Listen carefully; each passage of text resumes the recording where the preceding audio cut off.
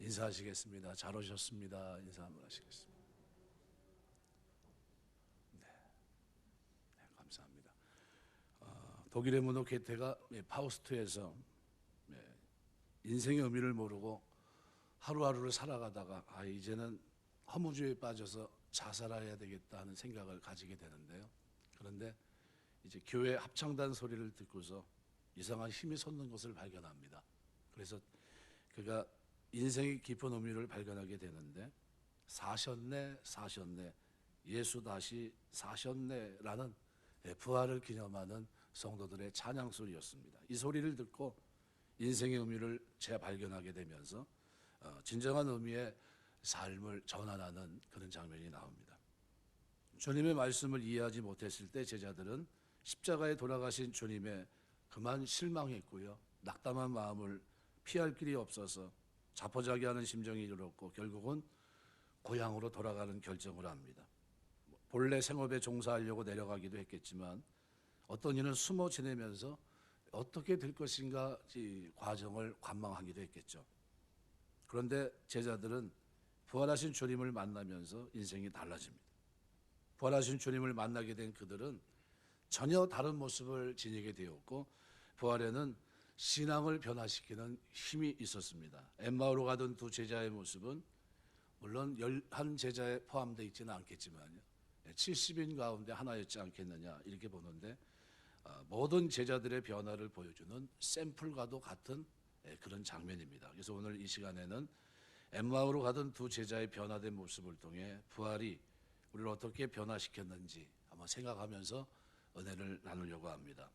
제일 먼저 부활하신 주님을 만났을 때 이들의 식어진 믿음이 회복됩니다. 21절에서 24절 말씀에 보시면은 우리는 이 사람이 이스라엘에 속량할 자라 바랐노라. 이뿐 아니라 이 일이 일어난 지가 사흘째요. 또한 우리 중에 어떤 여자들이 우리로 놀라게 하였으니 이는 그들이 새벽에 무덤에 갔다가 그의 시체를 보지 못하고 와서 그가 살아나셨다 하는 천사들의 나타남을 보았다 함이라. 또 우리와 함께 한 자 중에 두어 사람이 무덤에 과연 여자들이 말한 바와 같음을 보았으나 예수는 보지 못하였느니라. 부활했다는 소식은 들었다. 두 번이나 들었습니다. 그러니까 이미 믿음이 식어버린 그들은 그럼에도 고향으로 돌아가기로 결정합니다. 사람들의 증거는 말 그대로 믿을 수 없는 공허한 소리로 들릴 수 있었다는 거죠. 그렇지만 이랬던 그들이 한순간에 달라집니다. 엠마오로 향하던 발걸음을 돌려 다시 예루살렘에 와서는 34절 말씀에 보면은 말하기를 주께서 과연 살아나시고 시몬에게 보이셨다 하는지라 이렇게 표현합니다. 이렇게 될 수 있었던 것은 부활하신 주님을 만났기 때문에 믿음이 회복되었기 때문입니다. 히브리서 11장 35절 말씀에 보면 여자들은 자기의 죽은 자들을 부활로 받아들이기도 하며 또 어떤 이들은 더 좋은 부활을 얻고자 하여 심한 고문을 받되 구차히 풀려나기를 원하지 아니하였다. 초대교회 성도들은 환난 박해가 있었지만요 죽음의 위협 속에서도 부활을 믿었다는 거예요. 그래서 어떻게 해요? 구차하게 생명을 연장시키지 않았다는 겁니다. 히브리서 11장 9절에도 보면 믿음으로 그가 이방의 땅에 있는 것 같이 약속의 땅에 거류하며 동일한 약속을 유업으로 함께 받은 이삭 및 야곱과 더불어 장막에 거했다 이렇게 표현합니다. 여러분 부활하신 주님을 만나면 제일 먼저 회복되는 게 뭐냐면요 믿음을 회복시키십니다. 그가 부활하신 주, 그가 메시아였다는 것, 그리스도라는 것을 알게 합니다. 부활하신 주님을 만나면 믿음만 회복되는 것이 아니라요 소망도 회복이 됩니다. 히브리어로 소망에 대한 이 히브리 말이 여러 단어가 그 가운데 하나가 티크와라는 단어인데요 거미줄처럼 엮는다는 뜻이 있습니다. 예수님의 십자가 죽음은 그들의 소망을 없어지게 했지만 부활하신 소망의 원천이신 예수 그리스도의 다시 사심은 그리스도를 만난 사람들로 하여금 잃어버렸던 희미했던 소망을 다시 살아나게 합니다.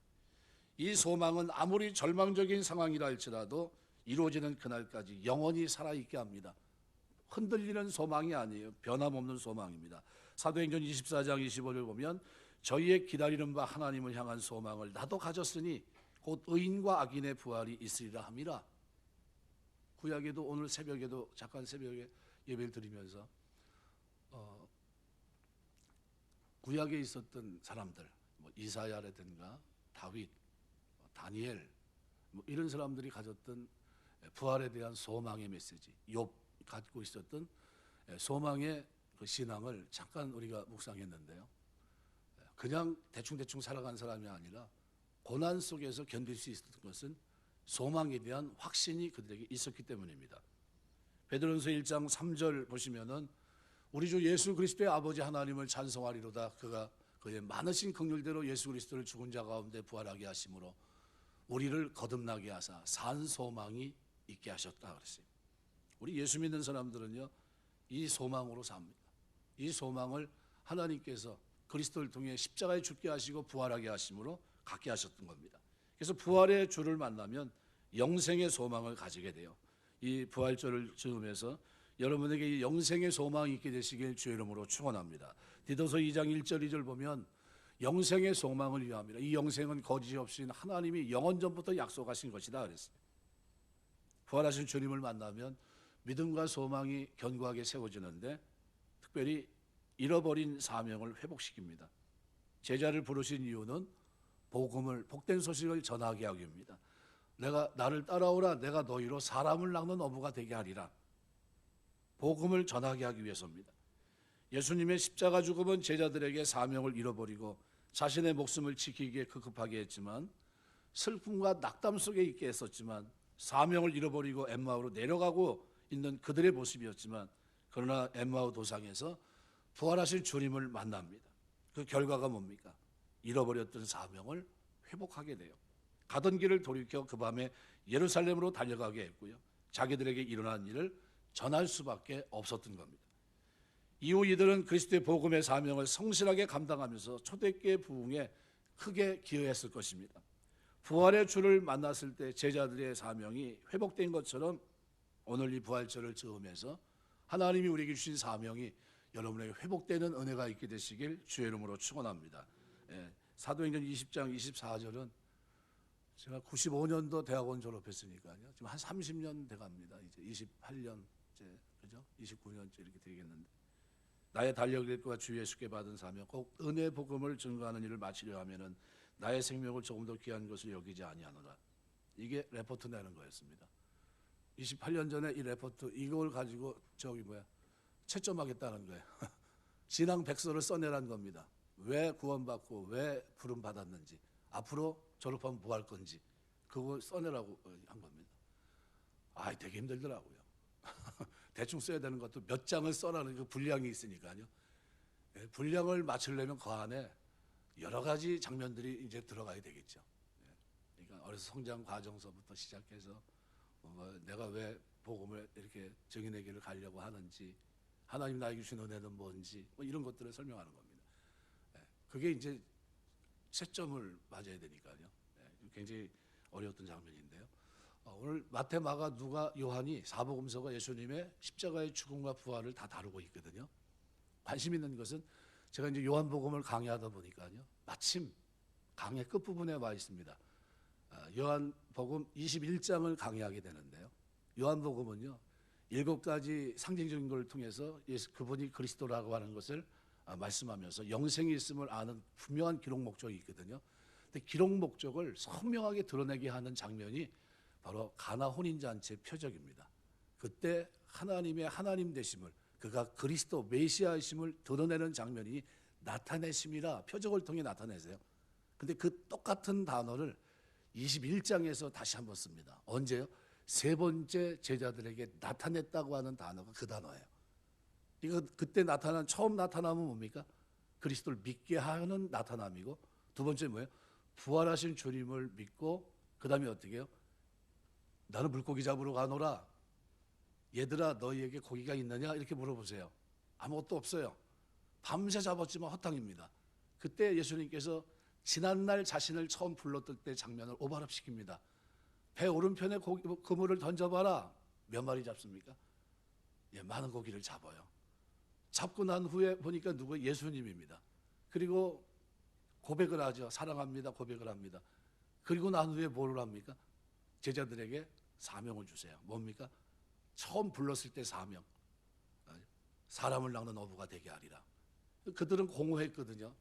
근데 육신의 안위를 위해서 먹고 살기 위해서 고기를 잡으려고 했다면 주님은 그들을 다시 자신의 부활하심을 나타내시면서 그들로 하여금 어떻게 해요? 이제는 사람을 낚는 업으로 살 수 있는 사명을 그들에게 부여하십니다. 그러면서 요한과 대화하면서 뭐라고 합니까? 내가 젊어서는 이렇게 하지만 늙어서는 이렇게 될 거다 설명합니다. 그러면서 쭉 복음을 위해 살 것을 얘기하거든요. 요한은 초점이 어디에 맞춰 있어요? 부활하신 주님을 만난 사람들의 변화, 여기에 초점을 맞췄어요. 근데 누가는 직업이 의사입니다. 우리 교회에도 의사가 몇 분 계신데,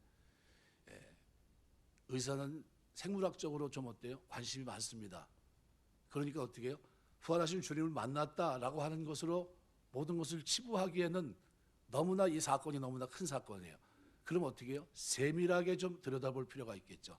왜, 어떻게 내가 부활하신 주님 만났는데 그 만남이 나에게 어떤 변화를 가져왔는지, 생물학적인 변화는 어떤 건지, 이런 것들을 설명할 필요가 있겠죠. 그래서 그것을 오늘 본문에서는 눈이 밝아졌다는 표현을 쓰고 있고, 조금 더 나아가서는 눈이 밝아진 정도가 아니라 어떻게 해요? 말씀을 통해 들을 때 뜨거워졌다는 표현을 통해서 내가 왜 부활하신 주님의 기대 속에서 살아가게 됐는지를 이제 설명하고 있는 겁니다.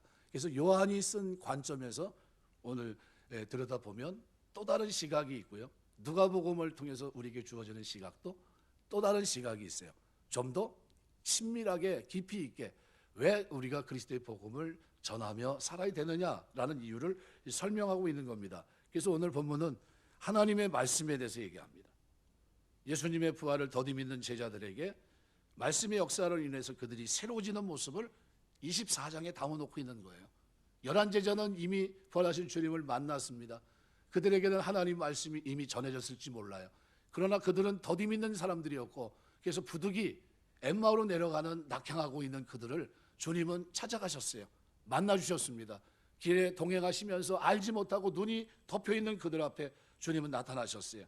오늘 16절 말씀에 보면 누가복음 24장 16절은 이렇게 표현합니다. 그들이 눈이 가리워져서 그인 줄 알아보지 못하거늘 길을 가면서 서로 주고받는 이야기를 하고 있는데 슬픈 빛을 띠면서 그들이 머물러 있을 때 주님이 그들과 동행하십니다. 그들은 눈이 가려져서 그거인지 몰랐어요. 영적으로 어두워진 두 제자의 모습, 실망 속에 낙심하며 슬픈 빛을 띠고 집으로 돌아가고 있는 모습입니다. 예수님께서 십자가 처형으로 돌아가심을 목격한 제자들은 자신들도 그와 같은 핍박을 받게 될 것을 두려워했고요. 어떻게 있었습니까? 이중 삼중으로 문이란 문은 닫았고 숨어 있었습니다. 그들은 예루살렘을 떠났습니다. 그중 두 제자는 엠마오로 피신하는 길입니다. 부활하신 주님을 그들이 만날 거라는 생각은 가지지 못했어요. 그들이 눈은 가려져 있었고 부활하신 주님은 이미 부활하셨고 그들 앞에 나타났지만 그들의 영안은 어두워져 있었습니다. 이들의 모습을 오늘 본문은 25절, 26절 이렇게 말합니다. 미련하고 선자의 말한 모든 것을 마음에 더디 믿는 자들이요. 영적 질병입니다. 사후의 세계가 가리워져 보지 못하는 제자들에게는 예수님의 죽으심은 모든 것이 끝이라는 비관적인 생각에 사로잡힐 수밖에 없었습니다. 그들은 슬픈 빛을 띠고 엠마오로 내려가던 길이었습니다. 예수님은 그런 그들을 찾아가셔서 그죠? 그때서부터 성경을 자세하게 풀어주십니다. 누가요? 예수님이. 그래서 27절에 보면 이렇게 표현합니다. 그리스도가 이러한 고난을 받고 자기의 영광에 들어가야 할 것이 아니냐 하시고 이에 모세와 모든 선지자의 글로 시작하여 모든 성경에 쓴 바 자기에 관한 것을 자세히 설명하시느니라. 사역 중에는 그렇죠? 감추셨어요. 그러나 부활하신 후에는 이제는 깨달아야 된다고 하시면서 어떻게 해요? 전체를 들먹고 전체를 성경에 나타난 구약에서 자신을 위해서 얘기했던 모든 것들을 다 자세하게 설명했다는 겁니다. 자세하게. 처음으로 모든 말씀을 자신에게 적용시킵니다. 모세오경에 시록된 모든 선지자의 글에 나타난 자신에 관한 예언의 말씀을 해석하셨고 그 말씀들이 그들 제자들이 목격한 예수 그리스도의 고난에서 이루어졌다는 사실을 드러내기 시작합니다. 하나님의 말씀인 성경은 예언과 그 성취를 분명하게 나타내주고 있습니다. 예수께서는 성경대로 죽으셨고 성경대로 다시 사셨습니다. 고린도서 15장 3절 4절의 말씀의 기록대로 내가 받은 것을 먼저 너희에게 전하였노니 이는 성경대로 그리스도께서 우리 죄를 위해 죽으시고 장사 지낸 바 되었다가 성경대로 사흘 만에 다시 살아나셨다는 거예요. 말씀의 초자연 역사는 말씀을 자세히 들을 때 일어납니다. 말씀의 선포와 해석이 없는 곳에 말씀의 역사는 일어날 수가 없어요. 그런데 우리 주님은 어두워져 있는 슬픈 기색을 띠고 있는 그에게 기쁨으로 다시 회복될 수 있도록 가서 말씀을 자세히 설명하셨어요. 우리가 부활절 되면요, 교회가 해야 될 일이 있고요, 믿음의 성도들이 해야 될 일이 있습니다. 부활을 믿지 못하는 사람들에게 하나님의 말씀을 자세히 논할 수 있는 여러분 되시길 주의 이름으로 축원합니다.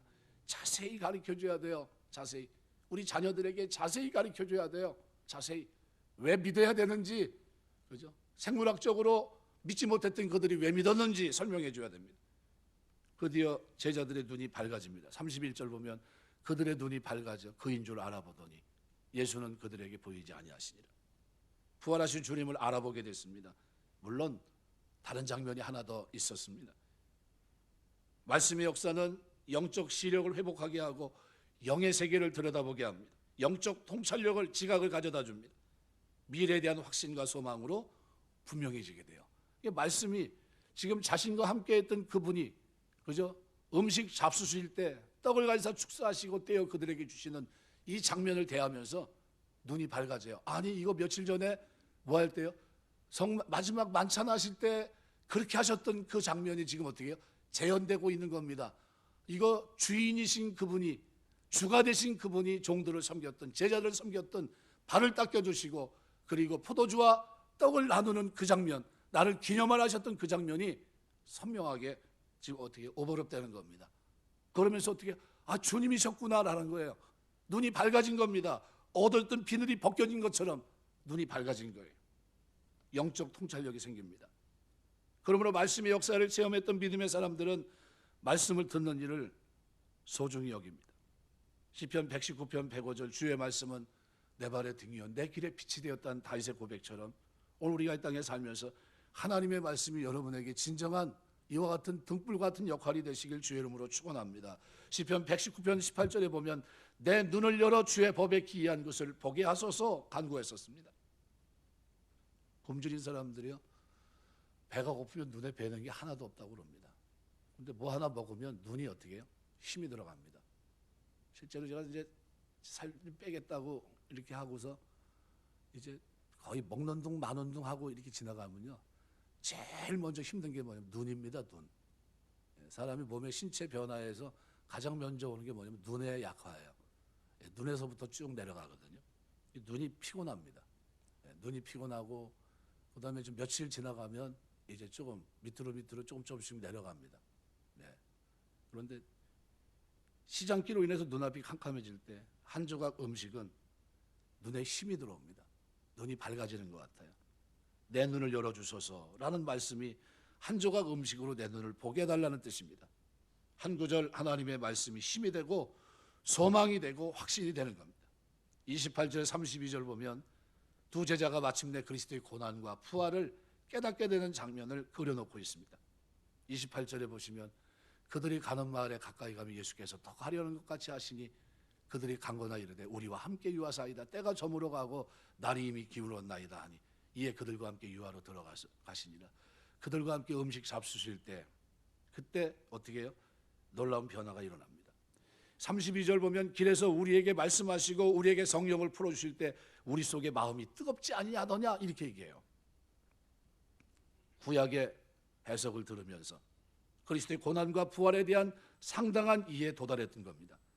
그러나 그들은 바로 그분이 부활하신 주님이란 사실을 미처 상상하지 못했어요.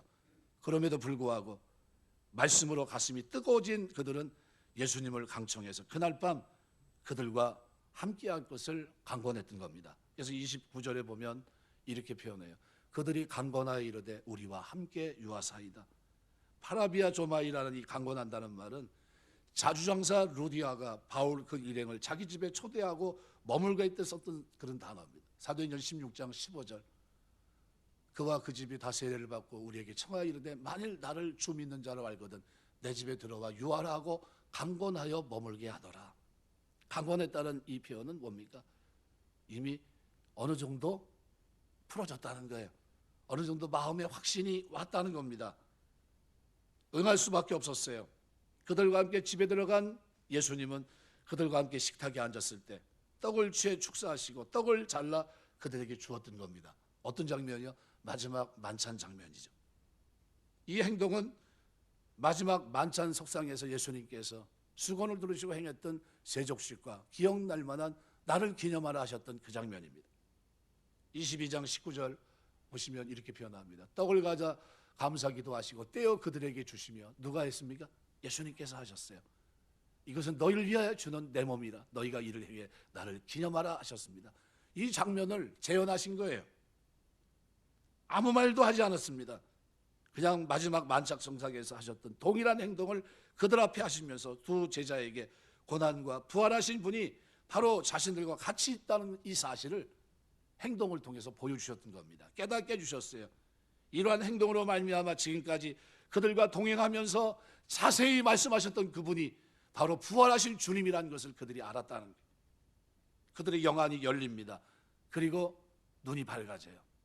31절 그들의 눈이 밝아져 그인 줄 알아보더니 예수는 그들에게 보이지 아니하시니라. 눈이 밝아졌어요. 뭐 할 때 밝아집니까? 말씀을 깨달을 때, 말씀을 깨닫고 마음이 뜨거워질 때 눈이 밝아졌다는 거예요. 기쁨이 회복됩니다. 두 번째, 말씀은 마음을 뜨겁게 합니다. 제자들은 예수님 말씀에 감동됩니다. 우리에게 성경을 풀어주실 때 우리 속에 마음이 뜨겁지 아니하더냐? 카이오메네라는 단어인데요, 불을 붙였다는 게 수동태 분사로 되어 있습니다. 큰 감동으로 마음이 크게 뜨거워진 상태를 의미합니다. 슬픈 빛을 띠고 엠마오로 도망하던 제자들, 두려움에 그 자리를 피하고 있었던 제자들, 그러나 너무 기쁨으로 예루살렘으로 되돌아가게 되었다는 겁니다. 그 사이에는 말씀을 자세히 풀어주신 부활하신 주님의 은혜가 있었고요, 그것을 듣는 순간 심령이 뜨거워지는 역사를 경험했던 엠마오로 가던 두 제자의 변화가 있었던 겁니다. 청교도 정신은 말씀대로 믿고 말씀대로 산다라는 거예요. 미국의 실패는 어떤 분이 그 시점이 존 F 케네디가 초등학교에서부터 성경을 폐한돼 있다 이렇게 봅니다. 왜요? 말씀이 우리 속에 있으면 심령이 뜨거워지고요, 온전해집니다. 사람으로 온전하게 되는데 그게 무너져 버리니까요, 사람이 어떻게 해요? 쉽게 말하면 슬픈 기색을 띠고 다니는 겁니다. 온전하겠습니까? 얼마 전에도 미국에서 가장 큰 문제가 뭡니까? 총기 사고예요. 엄청난 총기 사고를 제재할 방법이 없어요. 어떻게 이번에는 우리가 제재해야 되지 않느냐? 전혀 상관없는 사람들이 그냥 불특정 다수에 의해서 막 죽어가고 있지 않습니까? 왜 그렇습니까? 슬픈 기색을 띤 사람, 소망이 없는 사람들이 너무나 많이 생기기 때문에. 말씀은 차가운 마음을 열어 불같이 뜨겁게 해주는 역사가 있습니다.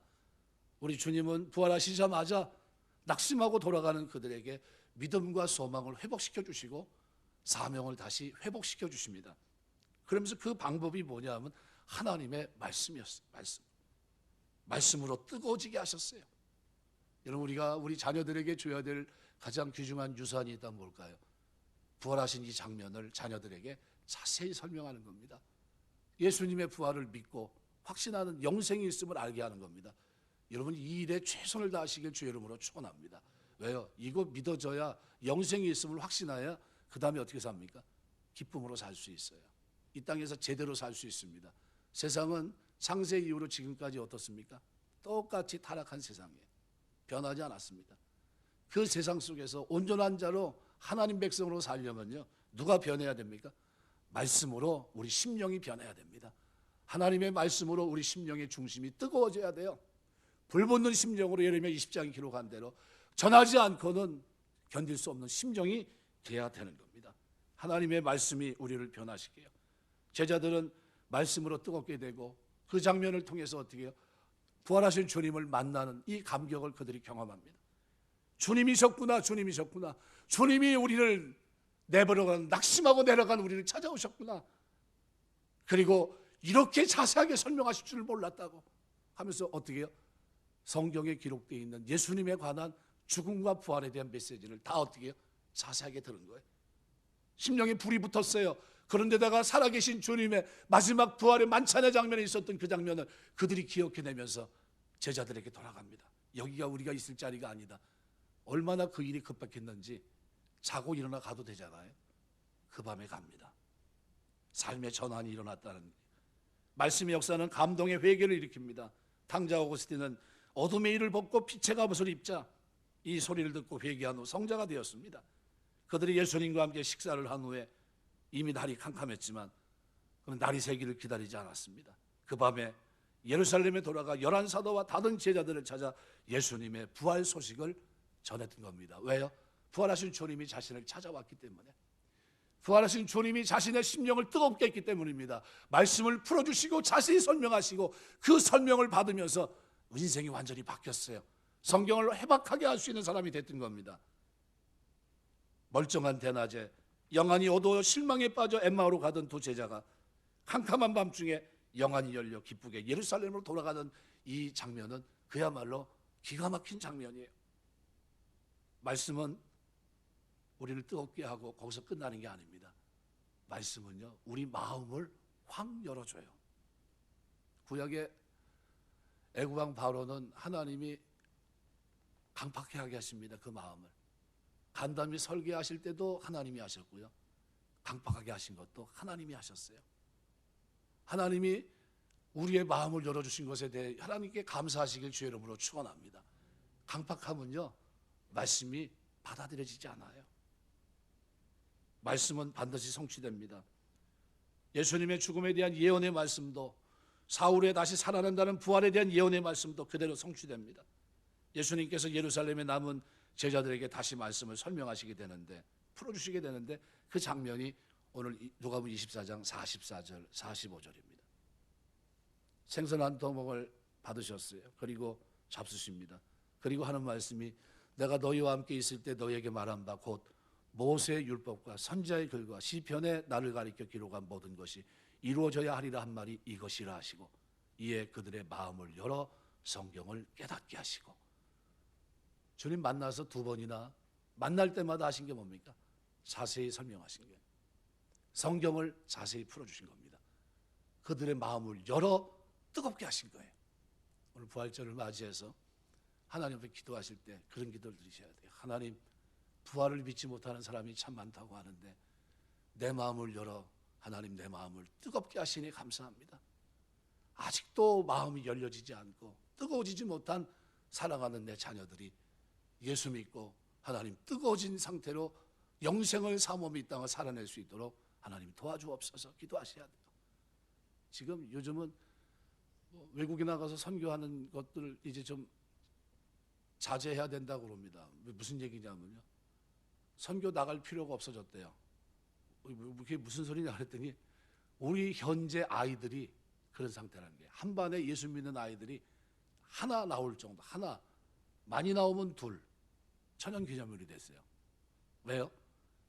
다음 세대를 가르치지 않은 거예요.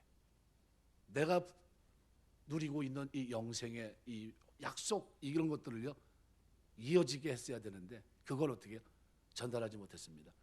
쉽게 말하면 아이들한테 야, 먹고 사는 게 문제니까 일단 공부부터 해야지. 교회 온 아이들을 그 학창 시절에 어떻게 해요? 발로 차가지고, 제가 그 전도사 때도 많이 봤어요. 우리 여기 교회는 아닌데요. 그때 장로님이 자기 아들이 교회 왔는데 발로 차더라고요. 야, 입시 공부해. 지금 고등학생인데 네가 지금 고등학교 끝나고 난 다음에 교회 나올 테니까 일체 저기 나가. 교회 못 나오게 하는 겁니다. 누가 못 나오게 하냐면 자기 아버지가 교회 못 나오게. 자기 누군데요? 장로님인데. 그대가 교회 이제 섬기고 이렇게 보는데 기가 딱 막히더라고요. 아, 이 저건 뭔인데? 대학 들어가면 올 거래요. 그동안은 뭐예요? 방학이에요. 그리고 내보냈어요. 그 대학 가면 나와야 될 거 아니에요. 대학 가는데 바빠서 안 된다고, 그 다음에 직장 잡아야 되니까 안 된다고 그러고, 군대 가서 안 되고 그러면서 신앙의 이 공백 기간이요 한 10년, 7년, 8년 이렇게 쭉쭉 늘어나더니요. 나중에는 결혼할 때 되니까요. 뭐 요즘 뭐 그냥 다 그렇게 결혼합니다. 그러면서 어떻게 그냥 가더라고요. 신앙을 떠난 겁니다. 그런데 어떻게 해요? 별로 그렇게 괴로워하지도 않고 안타까워하지도 않고 뭐 요즘 다 그런데요. 뭐 이렇게 얘기해요. 그 시대를 몇 년을 우리가 그 시대를 살았냐면요. 20년, 짧게는 20년이고요. 30년 가까이 지금 그 시대를 사는 겁니다. 먹고 사는 문제부터 해결해야 된다. 그리고 나면서 아이들이 어떻게 해요? 나갔던 거예요. 그랬더니 지금 돌아온 사람들이 있습니까? 교회마다요. 젊은 층이 없어요. 중년 요 40대 밑으로 해서 그 뭐 한 30, 그 사이는요. 거의 천연기념물이에요. 없어요. 우리 어느 전사님이 그러더라고요. 선생님, 저는 제 나이 때 전쟁이 나가지고요. 제 나이 때 사람들이 대부분 죽었고요. 전쟁통에 무슨 아이가 있겠습니까? 제 또래 사람을 만나면 전 되게 기뻐요. 이렇게 얘기하더라고요. 그래서 그게 무슨 말인가 했는데 지금 그런 시대가 됐습니다. 뭐가 연결이 안 됐냐면요. 예수 그리스도의 부활에 대한 이 메시지가 전달되지 않았던 거예요.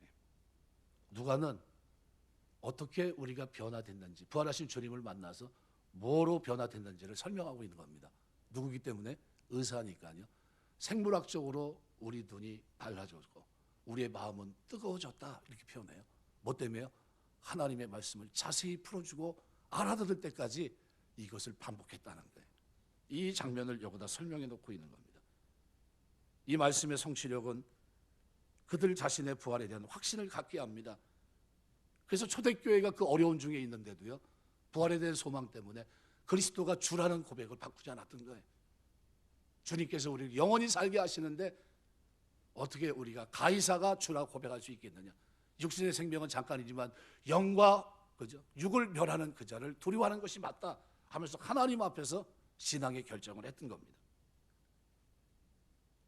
더디 믿는 자들이 확실히 믿는 자로 변하게 됐습니다. 이 역시도 하나님의 말씀의 역사였어요. 말씀은 마음을 열어 말씀을 깨닫게 합니다. 사도행전 16장 14절 말씀대로 누디아를 하는 한 여자가 들었는데 주께서 그 마음을 열어 바울의 말을 청종하게 하셨다 그랬어요. 루디아의 마음이 열릴 때 그 집의 문이 열렸고 빌립보 교회가 개척됐고요. 그래서 말씀에 이렇게 중요하다는 게 부활하신 주님이 설명하면서 자세히 설명하면서 부활을 믿을 것을 종용했듯이 오늘 우리는 부활절을 즈음해서 내가 알고 있는 내 자녀들, 나와 관계를 맺고 있는 그들에게 여러분은 무엇을 전하시겠습니까?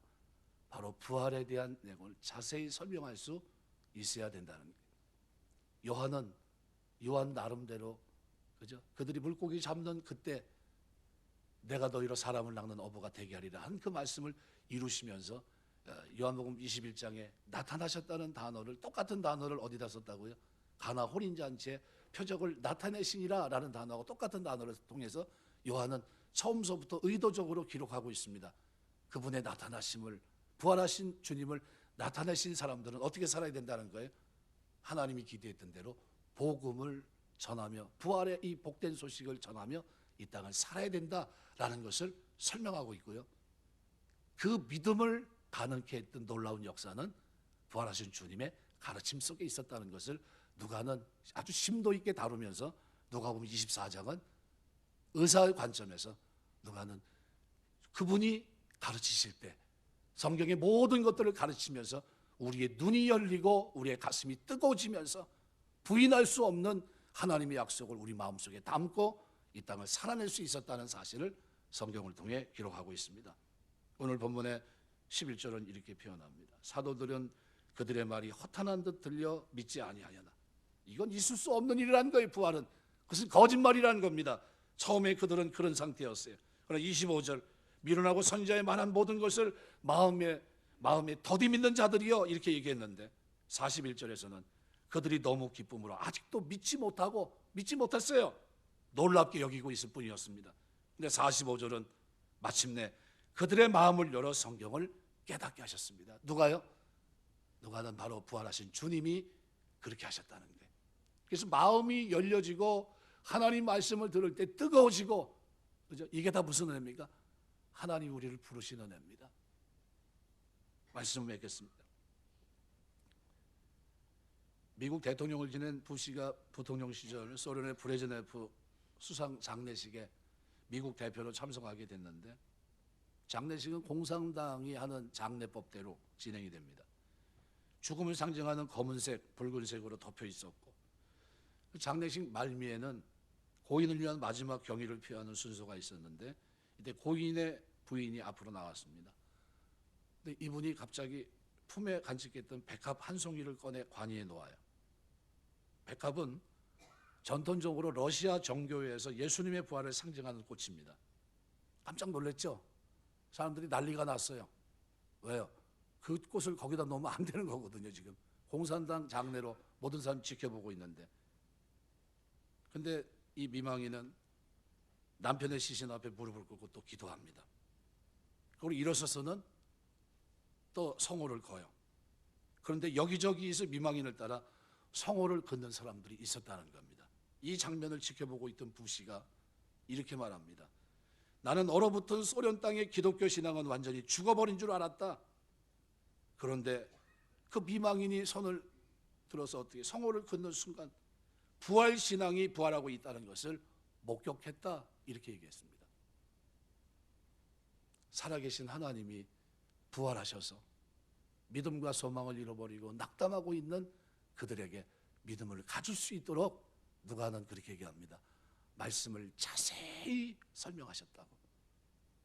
알아들을 때까지, 깨달을 때까지, 그들의 마음을 활짝 열어서 받아들이고 믿고 소망을 가질 때까지, 강한 확신 속에 그 땅을 살아낼 수 있는 원동력이 될 수 있는 삶이 될 수 있을 때까지 주님이 그 일을 하셨다라고 누가가 설명합니다. 부활하신 주님을 그냥 만났기 때문에 변화된 것이 아니라 부활하신 주님이 자세히 말씀하셨고 그들의 마음을 열어 뜨겁게 하셨기 때문에 그들이 1세기 초대교회를 살아가면서 그리스도의 영원한 생명을 소유한 자로 그 땅을 살 수 있었고 부활의 주님을 증거하며 살 수 있었다고 요한은 말하고 있는 겁니다. 그리고 누가는 여기에 자기의 설명을 자세하게 자기 나름대로 줄을 붙였던 겁니다.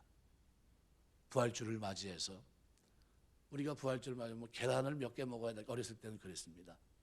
그때 먹을 게 귀했거든요. 교회에서 계란을 나눠주는 거 있으면은 아주 신이 났었어요. 요즘은 계란 먹으라 그러면 저거 가져가야 돼. 그냥 놔둬 아예. 그리고 갑니다. 그런 의미가 아니라 부활은 사망의 권세를 깨버리시고 부활하신 주님, 그 주님의 은혜에 감사하는 절기입니다. 그냥 지나가는 절기가 돼서는 곤란하고요. 누가는 마음이 뜨겁게 해서 하나님의 성령이 우리 마음을 열어서 바로 영생을 확신하는 절기가 부활절이 돼야 된다고 말씀하고 있습니다. 여러분에게 그런 은혜가 있기를 원합니다. 여러분의 자녀들에게, 믿지 않은 사람들에게 이 부활에 대해서 성경에 기록된 내용들을 자세히 설명하시고 영생을 소유할 수 있는 이런 축복이 여러분의 가정 속에, 자녀들이 걷는 걸음 속에, 믿음 생활 속에 있게 되시기를 주의 이름으로 축원합니다. 기도하겠습니다.